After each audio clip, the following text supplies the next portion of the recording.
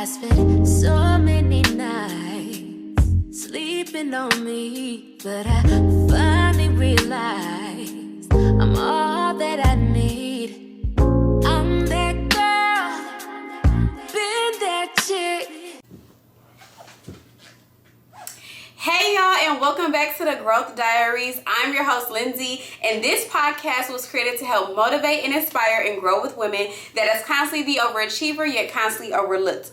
The one who is fearless with accomplishing her goals yet often fearful of the random opinions of others. The woman who has endured heartache but who has also caused it. Yet she is still seeking to become the best version of herself. This podcast is for every woman that feels as if she can never walk in her soft girl era because we're always having to display this hard exterior. So sit down with me, grab your favorite glass of wine, your favorite drink, and let's dive into this journey, sis. So hey y'all, hey. Welcome back to another episode. I'm so glad that you're here to join me. By the title, you already kind of speculate or may already know that we're going to get deep dive into just how I feel, kind of sharing a little bit of my personal life, which this platform is already for that anyways, but this episode is kind of like on a deeper level. I titled this episode Mommy and Daddy Issues because I feel like I have them. I feel like other women or men may have them as well. And these are some things that I've just noticed throughout my life, throughout my journey, throughout therapy, just throughout pretty much anything. So I was kind of scared to start this episode, I'm not even gonna lie, because I don't know if it will ruffle any feathers, and I don't want this episode in no way, shape, or form to make my mom look like a bad person. My mom is not a bad person at all, but I do feel like some of the ways that I was brought up and raised and taught and loved for and cared for kind of like shifted how I am as a person, and it truly has made me who I am today. Some of the good, some of the bad, some of the ups, some of the downs, some of the pretty, and some of the ugly. So without further ado, we're gonna get into this episode. I didn't have any notes for this episode. At first I did, but I just wanted to be as raw, transparent as possible. So a backstory about me. I'm 27 years old, ready to be 28 in 5 days.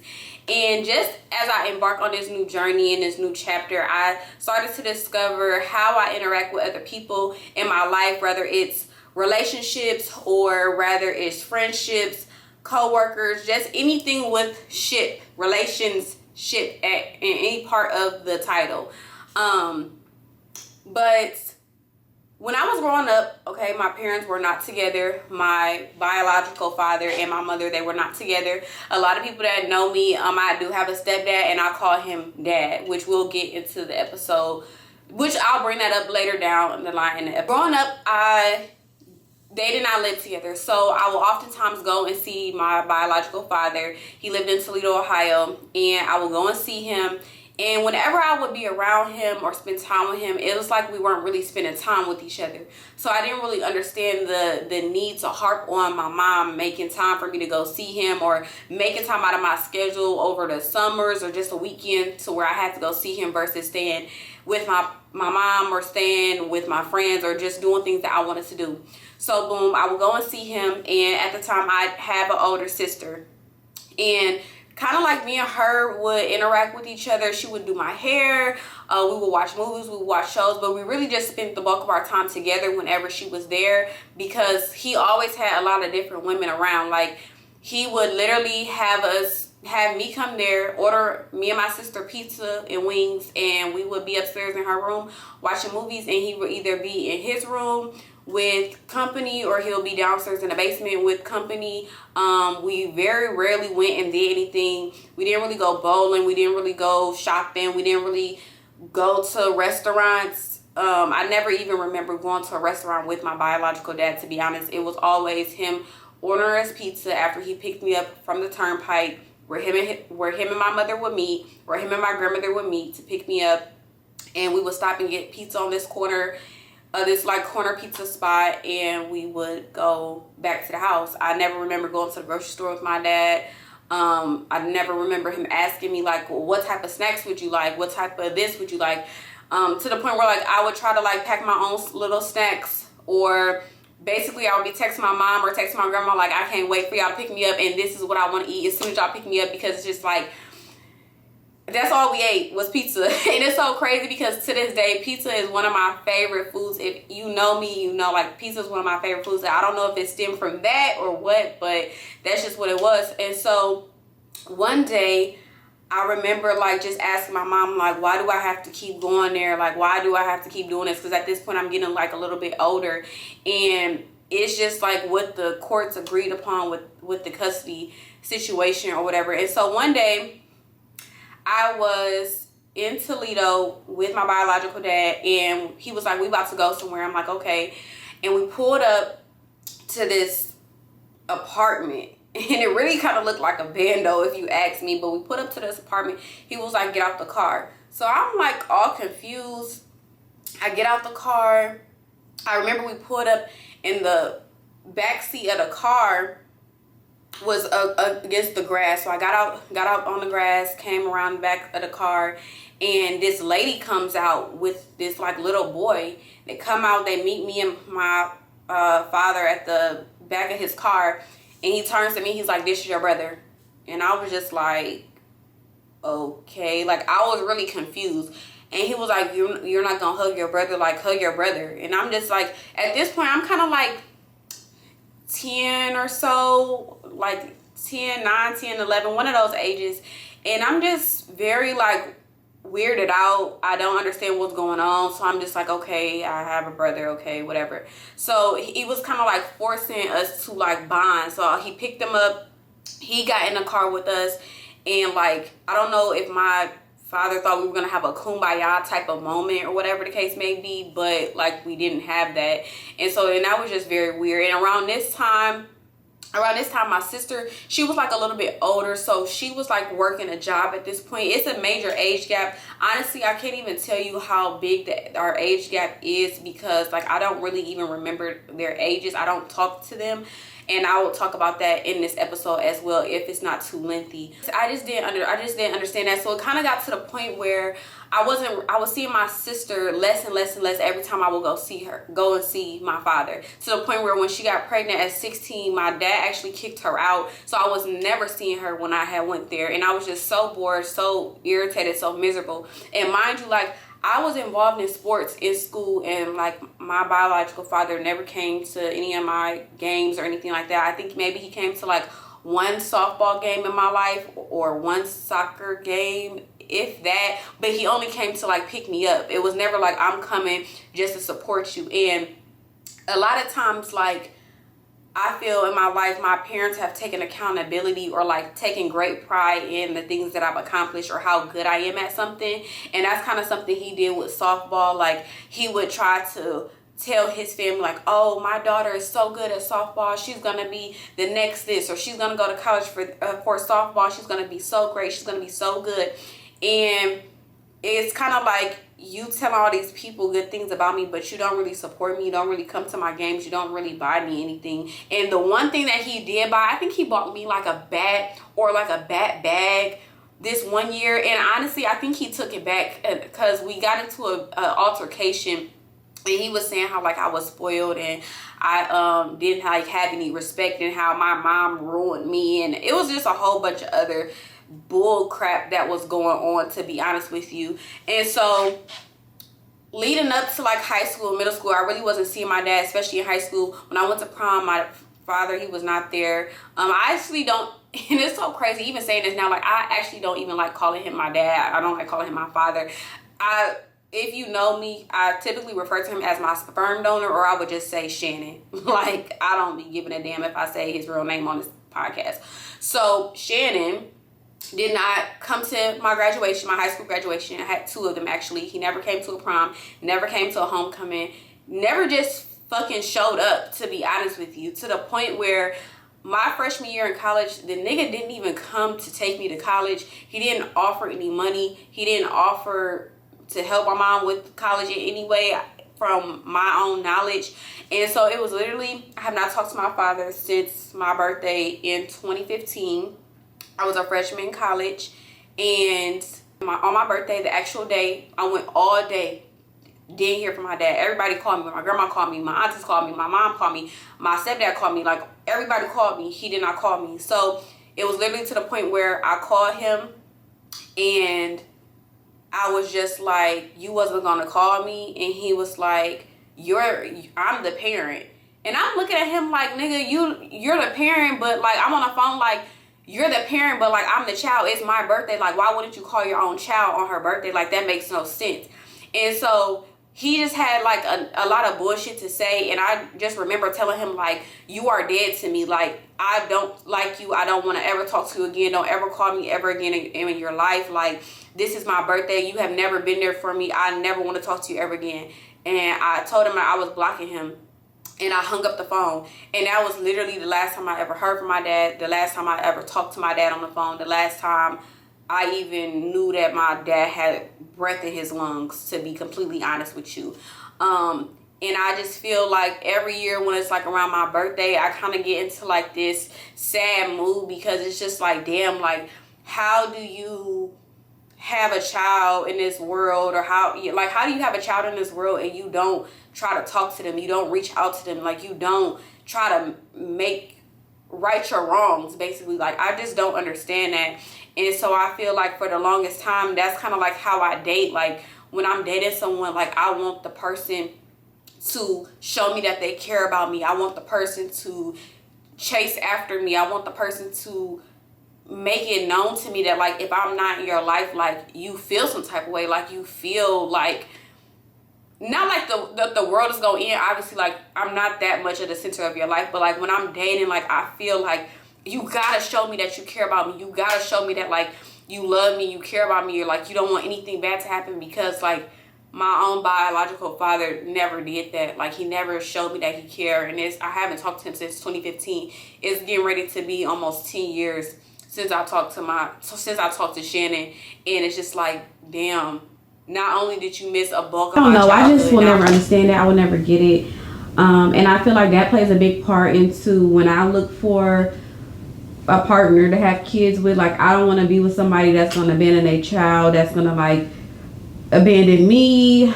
It just be a lot of different emotions that arise behind Shannon and my relationship with him. Now, when it comes to my mom, I feel like my mom has always been very hard on me. She always keeps me very humbled. If you need somebody in your life to humble you, that's just the girl for you. Like, I feel like growing up, it's very rare that I don't really remember spending like girls' days with my mom. Not saying we didn't do them. Like, obviously I went shopping with my mom before. We went out to eat before. It just feels like something is missing every time we would hang out or we would be around each other. I never set up and told my mom my deepest, darkest secrets growing up like my other friends would do with their parents or with their mom when we were in high school or middle school or anything like that. She was just very hard. Like, I had this childhood friend, and her mom will always call me beautiful. Like, anytime she would see me, anytime I would talk to her, like, she would just always call me that. Like, she always instilled like positive affirmations in my life. She always instilled like just positivity, like just always telling me how beautiful I was, how pretty I was, how smart I was, how capable of doing anything I was, how proud of me she was. And I feel like that's a lot that I lacked with my mom. Like, she didn't really do that much. I mean, maybe when I went to prom or homecoming, like, she would say that I look pretty, but a lot of times, like, I'm fishing for like a compliment, or I'm fishing for something, or if she do compliment me, it's kind of like in a weird way, like, oh, that look nice, or oh, like, this is nice, or this is pretty, or something like that. But it's just never like, I think you're just so beautiful, I think you're just so smart. And like, now that I'm getting older, like, my mom will randomly text me like, oh, I'm so proud of you and the women that you've grown into and all of the accomplishments. But it's kind of like, why now do you say those things to me? Like, why wasn't it a thing like when I was growing up? Like, why didn't you just pour into me as a child, or just pour into like my self-worth, or just anything? Like, even when I went through like tough relationships that was kind of like abusive relationships, my mom kind of like, when I would talk to her about these things, it was kind of like as if I should already know my self-worth, or I should already know how to act, or already know what I should and shouldn't tolerate. And it's kind of like, I was never taught that. Like I feel like I learned about my self-worth just by living life and just having experiences. But it wasn't like my other friends' moms that like actually sat down with them or like told them about dating or told them like what they should expect. I feel like my mom just kind of thought that I should just already know it or look at her relationship and already think it or feel it, and that's completely wrong. Like, I do not have anybody in my life whose relationship I look at, relationship that I value, relationship that like I say, oh, when I get a husband, I want him to be like this, or when I become a mom, I want to do this like my mom did. Like, no, I don't have that in my life, and it's not no shade, but it's just like I don't have that. Like, I would look at my friends' moms and say like, oh, when I become a mom, this is how I want my child to feel, or this is how I want to be. When I become a wife, this is how I want to act, or this is how I want to be. And I feel like that plays a part in social media and how I interact with social media and how I allow social media to affect me in relationships, because it's like I'm looking at a glimpse of what somebody is showing and I'm just like, oh, I want that, or I want to see that, because that's kind of how it was when I was growing up. I was always looking outward of what I was actually in, or outward of my household, or outward of my bubble, to say like, okay, I want that in order for me to be fulfilled. And it also comes with a lot of stubbornness. In a lot of ways, I'm exactly like my mom when it comes to not depending on people, always having like backup plans when things fail, when it comes to like work or job or careers. Also, self-doubt comes from my mom a lot. Like, my mom really never chased any of her goals. I don't even know what my mom's goals are, to be completely honest with you. We never really talked about that. When I said I wanted to be an entrepreneur, like I said in other episodes or other videos, like, it was looked down upon, like she didn't really support that. And so I just feel like when I'm dating people, or even with friendships, like, I just feel like I always want them to support me and show that they care about what I'm interested in and make me feel pretty or compliment me, or it's just like I'm always wanting them to fill a void that I had growing up. And I know that it's not right. I know that it's not ideal. Like, you shouldn't date somebody for them to feel your childhood trauma. Like, you should work on that on your own, which I am working on that on my own. But at the same time, like, I'm aware and knowledgeable of these things, like, because I've been in therapy and because I've like taken time to really hound in on the things that I'm struggling with. I'm able to acknowledge this, that like it has been a problem in my past. And I just feel like my mom never really just allowed a safe space for me to be able to vent and talk about anything. And so I'm always looking for a safe space. I'm always looking for people that I can vent to, that's in my friends, and just always having support. And I think that's what it ultimately is. It's always like having support, and the lack of support makes me just feel alone and feel like isolated, to the point where once my grandmother passed away, I just felt like I had nobody.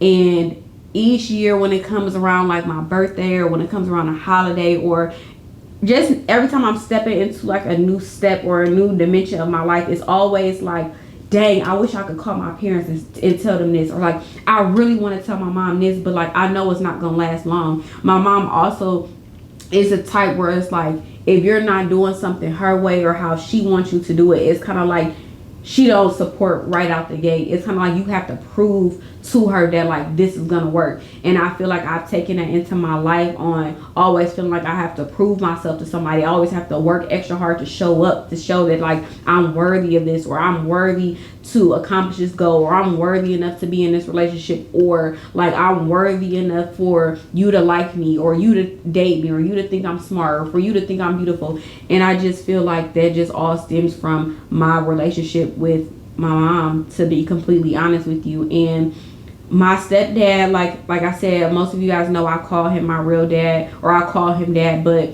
even with that, like, we don't have like a tight, close relationship, or we have like a close relationship enough to like, I'll tell him about some relationship problems, but like, I don't always tell him everything. And it wasn't always like that. Like, for the longest time, I didn't even like my stepdad. I didn't even care to interact with him or care to talk to him. It wasn't, honestly, I feel like within the past 5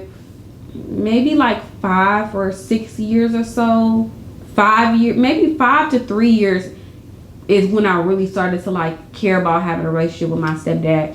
And it's been times where like my mom can be very spiteful. She can be very like, if it's not done my way, then I'm not helping you with anything else, or always wanting like to take credit for something. And that's really why I feel like I struggle a lot with allowing people to help me, especially in my relationship. I really struggle with people offering to help or taking advice from people or allowing people to help me reach my goals, because I never want to feel like I owe somebody something, or like I owe you because you helped me with this, or I just owe my whole life, my whole business to you because you helped me with one small part of the journey. And I just feel like that's like a clash that I be dealing with, because when it came to me doing hair and me opening up my shop, that was the only thing that was solely like my own. Like I did that without any help, without any support, without any like people in my ear telling me how to do something. So now I have a hard time with like taking advice. I have a hard time with taking help. I have a hard time with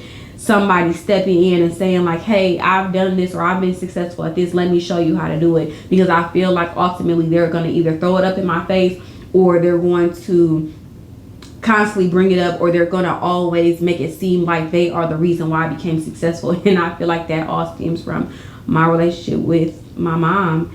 And I don't know, I feel like it sucks. I feel like obviously my life could be way worse. It's people who have parents that are on drugs, or have parents that just blatantly gave them up for adoption or foster care, or just didn't care about them. So I don't want to sit on this platform or on my platform make it seem like I'm just unappreciative and I just have such a hard life or anything like that. No, but I also do want to face my traumas and face my reality and know that like I still have struggles, I still have problems that I'm dealing with, and I still have things that affect my relationship with other people. It's not right, I know it's not healthy, but that's just something that I'm working on, and that's why this podcast is called The Growth Diaries.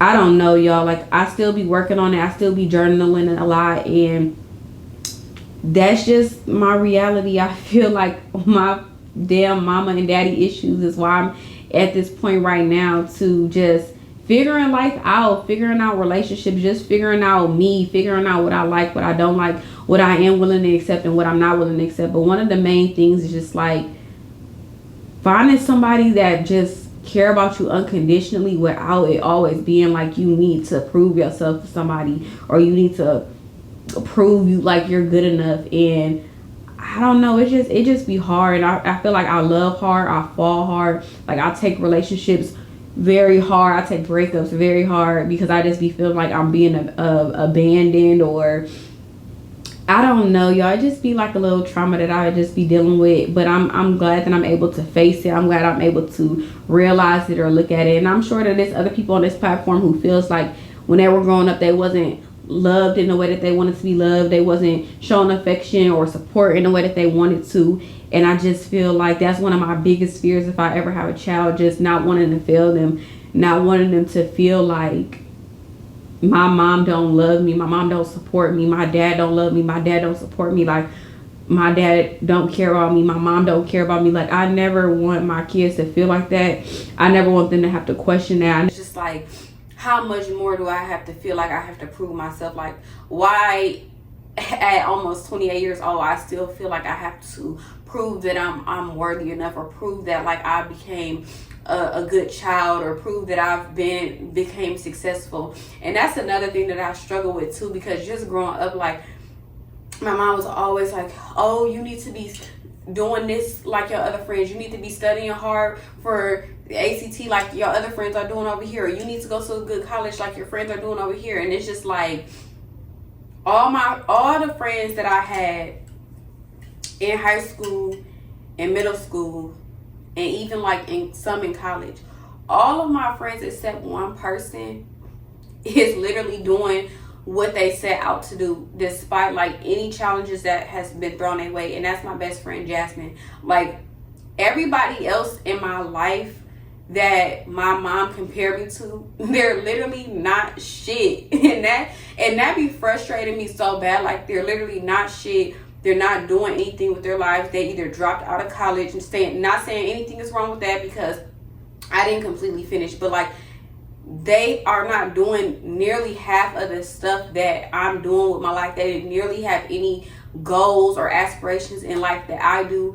And it's just like, my whole life you didn't compare me to other people, and then when these people become grown, it's kind of like, it's like, damn, like, do you even acknowledge that your child is not even like them? Do you even acknowledge that, like, your child actually grew up to be successful? And it's just like, I never at any point want my child to feel like I'm comparing them to other people. I never want them to feel like they in competition with other people, because when you step out into the world and you chasing your dreams, and you chasing whatever you want to do in life, it's already other people that's doing it. Like, you already in competition within your own niche. And everybody always say like, oh, the only competition is myself. But like, if there's healthy competition out there, but like, it's always somebody ahead of where you want to be, or somebody that you may look up to that's in your field. So like, why at home would I ever make my child feel like they have to compete with other people or work twice as hard, or just make them feel like shit? Like, damn, like, I'll literally be having moments in life where I just be like, damn, like, nothing is good enough. Like, nothing is good enough. Like, I work hard, like, and that's another reason why, like, I became so adamant, like, with chasing my goals, because I just feel like that it fueled me. Like, damn, like, Shannon, like, he should regret how he treated me. Like, he should regret, like, not being in my life. Like, look how his daughter turned out, you know, like, look how successful your daughter became. Like, look how many great things she's accomplished. Look how many places she's traveled, how she's seen the world, how she has a good career, how she has a good head on her shoulders. And like, look how much you done missed out on. And you just live life like you don't have a child out here in the world. Like, you just keep living life. And like, to my mom, it's kind of like, you support me after I feel like it's kind of too late. And I feel like that's a bad thing to say, because like, life is never too late in it. And then sometimes, like, I be getting in my head too, because like, my mom can really piss me off. Like, she can really piss me off. She can make me feel like she don't support me in no way, shape, or form. And then it's like, damn, you only got one mom. Like, you should be nice to her. You should treat her with respect, or you shouldn't turn your back on her. But it's just like, at some point, like, people should be held accountable for like how they treat you. Like, people shouldn't just get a pass of saying like, oh, that's just how she is. Like, oh, that's just how your mom is. That's like one of the things that everybody in my family do when it comes to my mom. Like, oh, you know how she is. And I just feel like that's not right, because everybody else has to change, and everybody else has to evolve, everybody else has to better themselves, and it's just like, you get to stay the same. And then I feel like, growing up, like, when it came to my mom and my stepdad, I just always feel like she always put him before me, in a sense. And it's not like showing like only child syndrome, because a lot of people like to make it seem like, oh, because you're the only child, you feel these ways. But it's like, no, I just feel like, even if you marry somebody that's not your child's parent, you should still always make your child feel secure. Like, you should always still work hard to build a relationship with your child. And I just feel like, at 28 years old, I shouldn't be feeling like, damn, my mom cared more about her nigga than she cared about me. Like, my mom got a close relationship with her nigga than she do me. And I just be feeling like people pick and choose what they work hard for. Like, she chooses to work hard for her marriage. She chooses to like be an open book with him. She chooses to like work on how she communicate with him, how she show love to him, how she express herself to him. And it's just like, you don't take the extra necessary time to do that for me.